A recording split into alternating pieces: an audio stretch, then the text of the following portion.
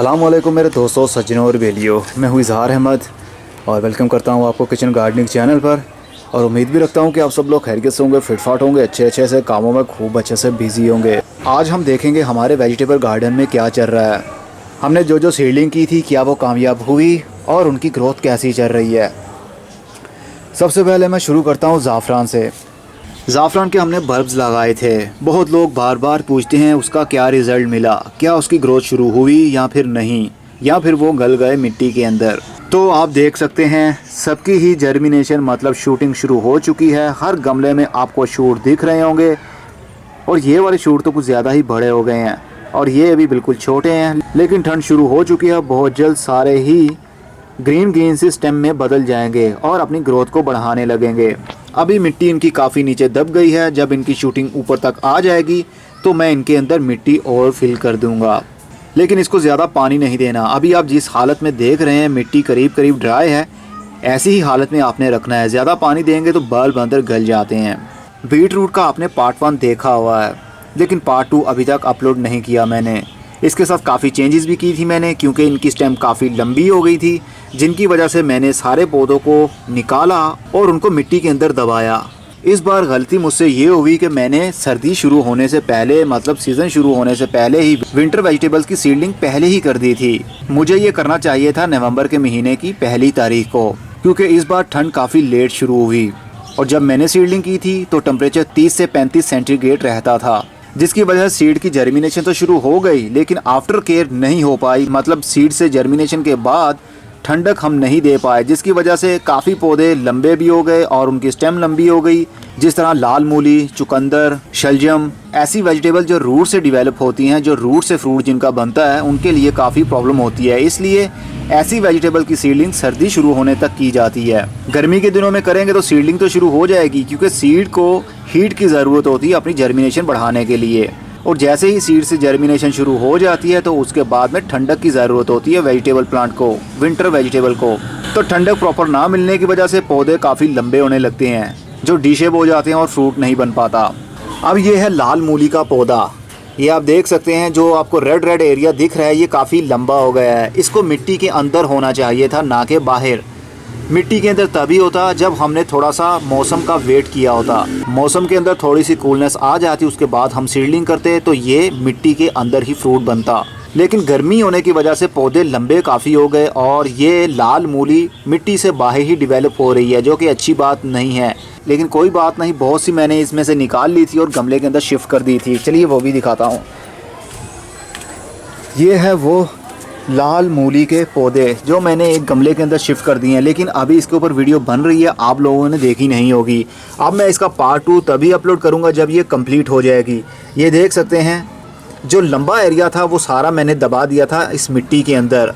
अब ये लाल एरिया जो देख रहे हैं ये बनेगी लाल मूली, और लाल मूली को और शलजम को और चुकंदर को और लंबी मूली वाइट वाली को कूलनेस की ज़रूरत होती है, तभी वो अच्छे से फ्रूट डेवलप करती है। और इसी तरह मैंने शलजम को भी वहाँ से निकाला और इस बड़े गमले के अंदर लगा दिया 7 पौधे। तो सातों ही ग्रोथ कर रहे हैं। इसके ऊपर मेरी वीडियो बन रही है, जैसे ही कंप्लीट होगी, मतलब जब मैं अब हार्वेस्ट करूँगा तब मैं आप लोगों के साथ शेयर करूँगा पार्ट 2 में।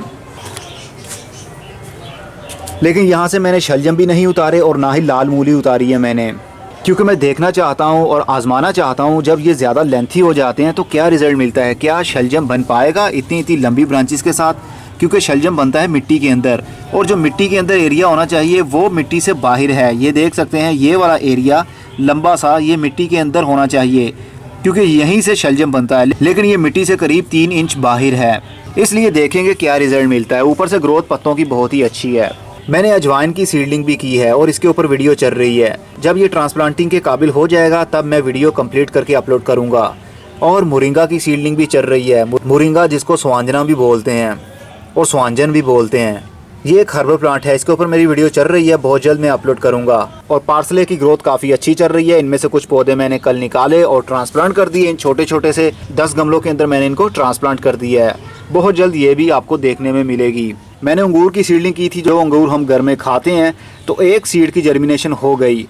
दूसरों की इसलिए नहीं हुई क्योंकि काफ़ी ठंडक बढ़ गई है और ठंडक इनको अच्छी नहीं लगती। बस जल्दी ही ये भी अपलोड करूँगा मैं।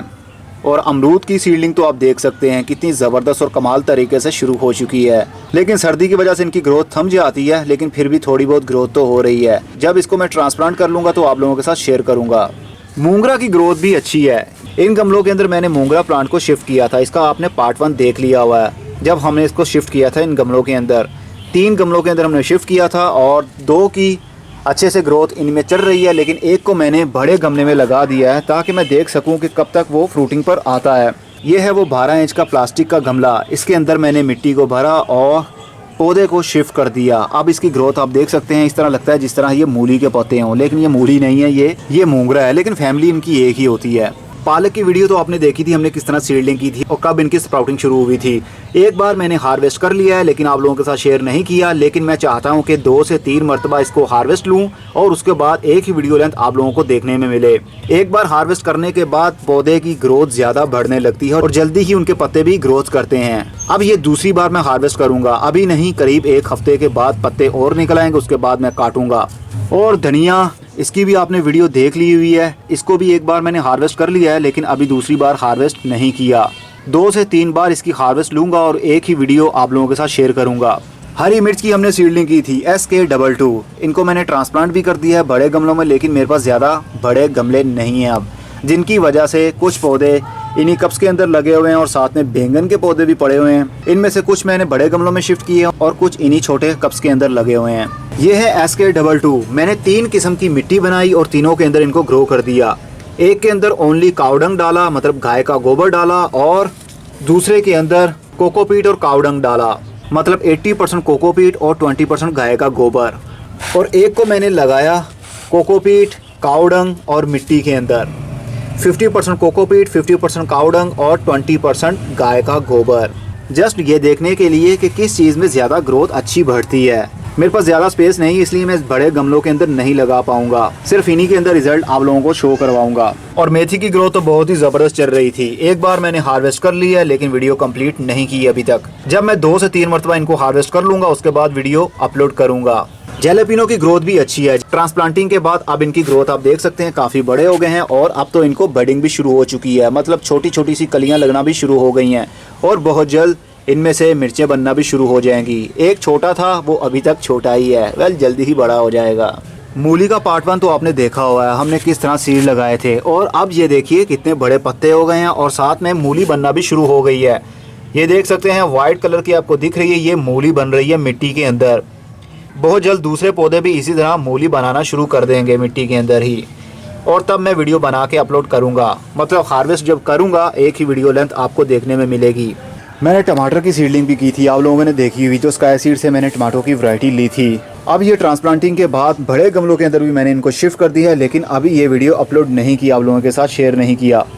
अब मैं शेयर तब करूंगा जब इसको फ्रूटिंग हो जाएगी। पहली हार्वेस्ट जब मैं लूँगा तो आप लोगों के साथ शेयर करूंगा। और जिसको हमने लगाया था ओनली पत्तों के अंदर, उसकी ग्रोथ नहीं हो पा रही थी, तो मैंने कुछ दिन पहले ही मिट्टी इसके ऊपर डाल दी ताकि एयर पॉकेट्स ख़त्म हो जाएं और रूट्स के साथ मिट्टी टच हो जाए, ताकि इसकी भी थोड़ी बहुत ग्रोथ बढ़ सके। लेकिन ये एक्सपेरिमेंट है, अगर ये मर भी जाए तो भी कोई गम नहीं होगा, क्योंकि मेरे पास पहले से ही काफ़ी पौधे हो चुके हैं। और जो कंपोस्ट के अंदर हमने लगाया था, कंपोस्ट और परलाइट के मिक्सचर के अंदर, उसकी ग्रोथ हो रही है। ये देख सकते हैं आप, इसके पत्तों की ज़रा ग्रोथ देखिए, कितने लश ग्रीन पत्ते ग्रोथ कर रहे हैं। और जो मिट्टी के अंदर लगाए हैं उनका कलर इतना डार्क नहीं है जितना इस वाले का है, मतलब कंपोस्ट वाले का। मटर को कैसे ग्रो करना है और कैसे ट्रांसप्लांट करना है, इसके ऊपर भी आपने वीडियो देख ली हुई है। हमारे पास 4 पौधे बच पाए थे, जिनमें से एक मर गया है। अब हमारे पास 3 पौधे हैं और 3 में से मैंने 2 को एक गमले के अंदर शिफ्ट कर दिया है, क्योंकि मेरे पास ज़्यादा जगह नहीं है कि हर एक पौधे को एक अलग स्पेस दे सकूँ। ये है वो मटर के पौधे, इनको मैंने शिफ्ट किया है इस बड़े गमले के अंदर। 12 इंच का गमला है, 2 पौधे मैंने लगा दिए हैं। मैं ज़्यादा सब्ज़ी इसलिए ग्रो नहीं कर पाता, ज़्यादा प्लांट इसलिए ग्रो नहीं कर पाता क्योंकि मेरे पास इतनी जगह ही नहीं है। सिर्फ आप लोगों को मोटिवेट करने के लिए और आप लोगों के अंदर जज्बा पैदा करने के लिए मैं सब आपके लिए करता हूँ, ताकि आप लोग सारा देखें और ख़ुद भी ऐसा करना शुरू कर दें। अगर आपके पास जगह ज़्यादा है तो आप जगह ज़्यादा पर भी कर सकते हैं। मेरे पास नहीं है, इसलिए मैं एक गमले के अंदर 2 पौधे लगा रहा हूँ सिर्फ। और साथ में मैंने एक मिर्च का पौधा इसके अंदर भी शिफ्ट कर दिया है। प्लास्टिक का गमला है बड़े वाला, ये वही मिर्च है SK22, जिसका रिज़ल्ट आपको दिखाता हूँ। ये वाले बड़े पौधे देखिए आप, ये हैं SK22 मिर्चों के पौधे, और इसको मिर्चें देखिए भरी पड़ी हैं। कितनी सारी ही मिर्चें लगी हुई हैं इसको, और अभी बहुत सारी लग भी रही हैं। गुच्छों की सूरत में अप शूट मिर्चें लगती हैं। ये देखिए, जहाँ से भी पत्ते को हटाएंगे वहाँ से मिर्च ही दिखेगी आपको। और कुछ मिर्चें मैं लाल कर रहा हूँ। यहाँ से हम मिर्च को उतारेंगे और आप लोगों के साथ मैं शेयर करूँगा कि आप उसको किस तरह सीड से ग्रो कर सकते हैं। अपने घर की मिर्च जो आप किचन में यूज़ करते हैं उसको ड्राई करने के बाद मिर्च से सीड को किस तरह ग्रो किया जा सकता है और कैसे पौधा बनेगा। और ये रहे बैंगन के पौधे। 3 बैंगन के पौधे मैंने इन प्लास्टिक के गमलों के अंदर शिफ्ट कर दिए हैं क्योंकि मेरे पास और जगह नहीं है, इसलिए सिर्फ 3 पौधे ही मेरे लिए काफ़ी रहेंगे, जस्ट आप लोगों को मोटिवेट करने के लिए। आपको याद होगा हमने आलू उगाया था गमले के अंदर, ग्रोथ पौधे की हो गई थी, लेकिन बच्चों ने फुटबॉल खेलते खेलते फुटबॉल लगा इसके ट्रंक को और ये झुक गया, मतलब टूटने के करीब आ गया। 90% इसका ट्रंक टूट गया, तो मैंने मिट्टी ऊपर चढ़ा दी, लेकिन ये आई थिंक सर्वाइव नहीं कर पाएगा। अब देखते हैं क्या रिज़ल्ट मिलेगा। ये सब होता है। मैंने तुलसी की सीडलिंग की थी एक न्यू मेथड के साथ। बहुत जल्द ये जब ट्रांसप्लांटिंग के काबिल हो जाएंगे तो वीडियो को कंप्लीट करके मैं अपलोड करूँगा। ये वही सीड हैं जो मैंने खुद हार्वेस्ट किए थे अपने तुलसी के पौधे से। हमारे स्ट्रॉबेरी की ग्रोथ भी अच्छी चल रही है, सबकी ही शूटिंग शुरू हो चुकी है, पत्ते निकलना शुरू हो गए हैं। और मैंने कल ही गाय का गोबर इनके ऊपर डाला, ड्राई गाय का गोबर डिकम्पोज किया हुआ, ये देख सकते हैं आप। मैंने 2-2 टेबलस्पून हर गमले के अंदर डाल दिए हैं और हल्का सा पानी दे दिया है। ज़्यादा इनको पानी नहीं देना, नहीं तो इनकी रूट्स गल जाएंगी। और ब्रोकली की वीडियो तो आपने देखी हुई है, हमने किस तरह इसकी सीडलिंग की थी और कुछ को ट्रांसप्लांट मैंने कर दिया था इन गमलों के अंदर। अब इनकी ग्रोथ आप देख सकते हैं कितने कितने बड़े हो रहे हैं। बेसिकली इनको ज़्यादा ठंडक की ज़रूरत होती है स्टैंड रहने के लिए और पत्तों की ग्रोथ करवाने के लिए। अगर इनको गर्म मौसम में लगाएंगे सीड तो ग्रो हो जाएगा, लेकिन आफ्टर केयर नहीं हो पाएगी क्योंकि ये ठंडक में ग्रोथ करने वाले पौधे हैं। और कुछ चेरी टमाटोस की सीडलिंग भी की थी, इसकी वीडियो मैंने नहीं बनाई थी और ना ही आप लोगों ने देखी हुई है। जस्ट मैंने खुद अपने से ही चेरी टमाटो की सीडलिंग की और 4 पौधों को मैंने ट्रांसप्लांट कर दिया था इन गमलों के अंदर। अब इनकी ग्रोथ भी अच्छे से बढ़ रही है। बहुत जल्द इनको टमाटर भी लगना शुरू हो जाएंगे। एक को तो बडिंग भी शुरू हो चुकी है, ये देख सकते हैं आप, इनको फूल लगना शुरू हो गए हैं। लहसुन की वीडियो अभी आपने नहीं देखी कि हमने किस तरह इनको लगाना था। अब इनके पौधों की ग्रोथ काफ़ी अच्छे से बढ़ना शुरू हो गई है। जब ये हार्वेस्टिंग के काबिल होगा, मतलब इसके नीचे लहसुन बनना शुरू होगा, तो मैं वीडियो बना के आप लोगों के साथ शेयर करूंगा। लहसुन को सर्दी के दिनों में ही लगाया जाता है, अगर आप अभी लगाना चाहते हैं तो लगा सकते हैं। और आपने गाजर की सीडलिंग तो देखी ही थी। गाजर के पौधे देखिए कितने कितने बड़े हो गए हैं। बहुत जल्द इनके नीचे बल्ब बनना, मतलब गाजर बनना भी शुरू हो जाएगी। इसकी मिट्टी को ऑलवेज आपने मॉइस्ट रखना है, ज़्यादा ड्राई नहीं करना और ना ही बहुत ज़्यादा पानी देना है, नहीं तो ये नीचे से गल जाएगी। इसको भी आपने धूप में रखना है और सर्दी में ही ये ग्रोथ करते हैं। गर्मी के दिनों में गाजर नहीं बनती। सीड तो ग्रो हो जाएगा लेकिन गाजर नहीं बनेगी।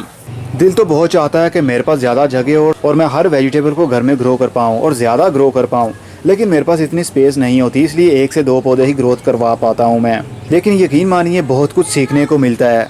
बहुत सी गलतियाँ करता हूँ मैं, उसके बाद में सीखता हूँ अपनी ही गलतियों से। और जब इंसान अपनी गलतियों से सीखता है तो यकीन करिए उसको बहुत ही एक्सपीरियंस हासिल होता है। और नेक्स्ट टाइम जब वो काम करता है तो उसको वेल एक्सपीरियंस हो चुका होता है कि मैंने क्या गलती की थी और क्या नहीं। होपफुली अभी तक के लिए जो मैंने ग्रो किया है उसकी अपडेट आपको मिल चुकी होगी। लेकिन टाइम टू टाइम सभी की वीडियोस तो बन ही रही हैं, जो मैं टाइम टू टाइम अपलोड भी करता रहूँगा। अब मैं चलता हूँ, अगली वीडियो में फिर किसी नई इन्फॉर्मेशन के साथ मिलेंगे। तब तक के लिए goodbye, see you and tata, और अपना बहुत सा ख्याल रखिएगा।